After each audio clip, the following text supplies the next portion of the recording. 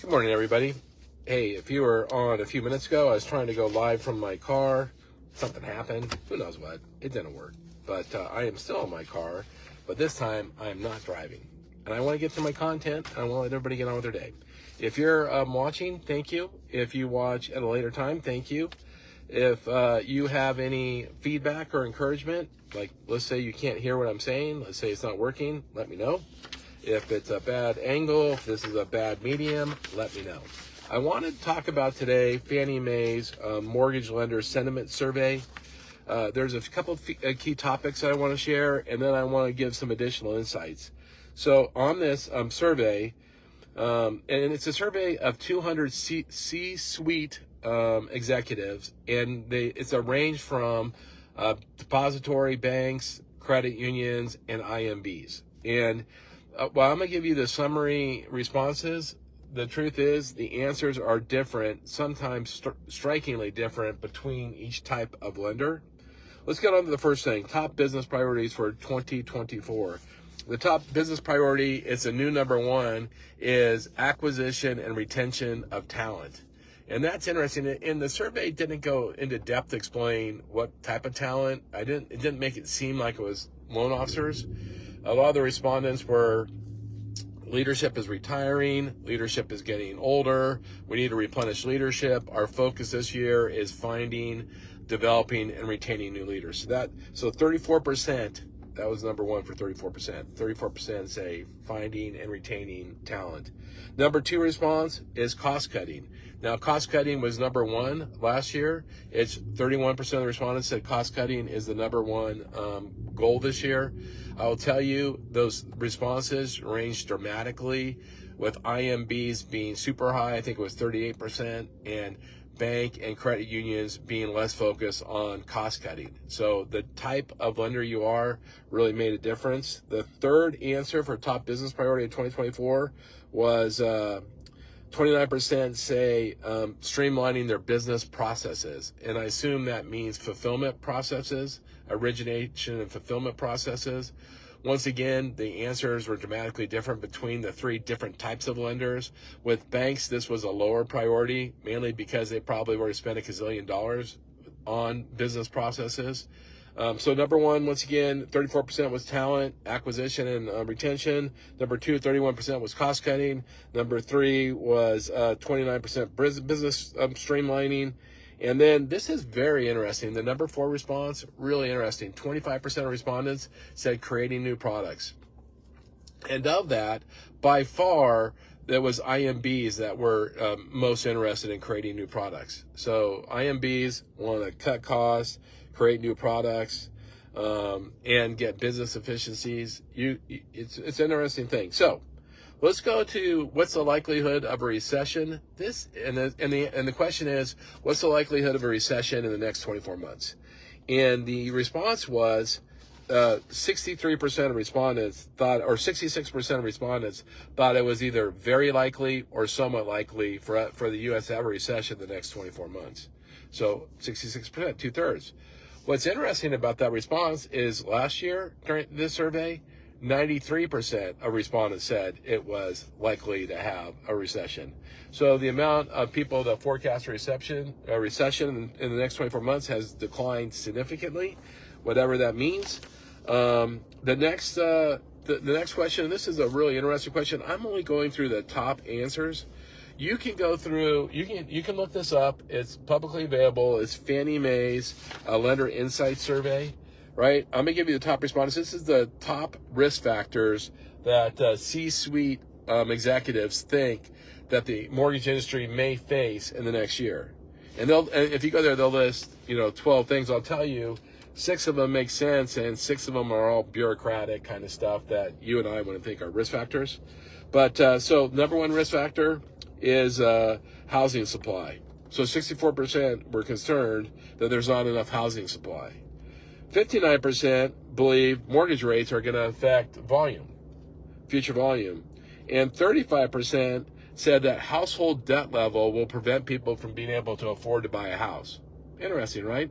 So inventory, interest rates, and household debt are all going to contribute to being risk factors or headwinds to the industry. And you can go look at all the risk factors. As you get down the bottom of the list, it's like compliance, it's a bunch of, bureaucratic stuff. All right, when's the likelihood that we're going to face a refinance boom? Interesting question, right? 58% said next year, 2025, with roughly half of those people saying it's going to start at the beginning of the year and half of those people saying it's going to begin the second half of the year. But 58% think we're going to have a refi boom next year. 33% said there's not going to be a refi boom. There's not going to be an uptick in refis. So there you go. 58% are hopeful that next year we have refis. 33% are saying, no way, we're not going to have one. So that's on refinances. Now let's go to workforce, right? 62% say they said they decreased their workforce in 2023. So 2/3 of the companies shrunk last year. 54 of the respondents said they expect their workforce to remain about the same size this year. So they shrunk last year. They're going to stay the same size this year. And by the way, that number was largely supported by banks and credit unions. IMBs thought they were going to shrink a little bit more aggressively than banks and credit unions. But of all respondents, 28% said they're going to shrink their workforce this year. Now, of those responses, if it's IMBs are optimistically hopeful that they're going to increase new salespeople and maintain their support, their admin, support, fulfillment, staffing. It's very interesting if we all think we're going to grow our sales from recruiting, loan officers from other companies. It's just probably not possible if that's going to be the way we're going to grow our company, that all companies grow, right? I mean, I think that makes sense. So anyway, those are the top things. Remember, it was business priorities, likelihood of recession, risk to the mortgage industry, when's the refinance coming, and then what's the size of workforce. Now, there's, I think, 65 pages. There might be 200, maybe even more, 200 charts. There's a ton of data. If you spend your time going through the appendixes, you will find interesting data, not the top line data. I will tell you, I will share some of the interesting data I thought. One of the things that caught my attention was the average units per employee in the industry. All right, so average units per employee in the industry. And to give you an idea, at the boom during the pandemic, the industry got up to almost 4 units per employee. And that's just taking total employees, in the industry divided by total units funded. Simple as enough. And it got up to about 4. Right now, we're bumping around 0.5, right? So 0.5. And when you think about, fixed expenses, think about corporate allocation, think about overall cost per loan. Companies have been cutting expenses, but you can't cut expenses fast enough if you have to go from 4 units per human being to 0.5. And that's where a lot of companies are going. The only solution is to add volume. Well, I think that's great, but what happens if that doesn't happen? What's your second solution, right? What's the second solution if you can't add volume? I personally think you have to calibrate to make profit in any market.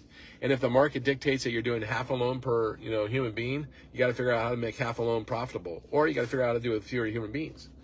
In this result, by the way, there's plenty of charts and information on how lenders what they plan to invest in, what kind of technology, what is their priority, right? Where do they plan to cut money? One of the interesting things in reading through the entire report, it didn't clearly say, but what I didn't see is that lenders were really eager to invest in market intelligence or their customer intelligence.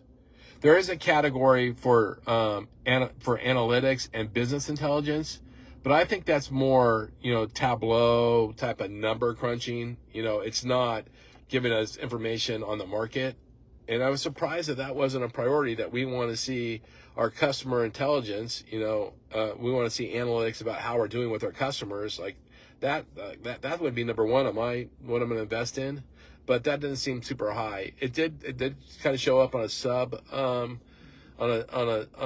dot for marketing, but I think it's more significant than that. There is also an interesting chart that caught my eye, It was loan originator costs and share of personnel costs. It was, what is the chart is a breakdown of where lenders spend their money, like what their expense stack is. And as we all expect, well over 60% is personnel costs, of which the vast majority of that is loan officer comp, right? And then, the other 8 items or 10 items they list are really inconsequential. And so if you think about if you're a lender, how are you going to get profitable? There's really not a lot of meat still to cut on some of the bones, like corporate allocation or fulfillment. There's not a lot of meat there. So there's some really significant challenges to the mortgage industry that are solvable. They're very solvable. It's going to take a lot of elbow grease and a lot of collaboration with all interested parties, meaning from, receptionist to loan officer to underwriter to owner. We're going to have to all figure it out together to see how we can thrive in the new normal.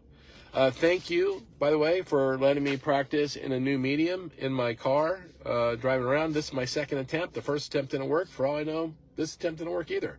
But I hope it did. I hope you got something out of this. I will post this report on my LinkedIn as soon as I can get on my computer, so look for it. I hope everybody has a great day. Stay cool out there, and I will see you tomorrow. Thanks so much. Bye.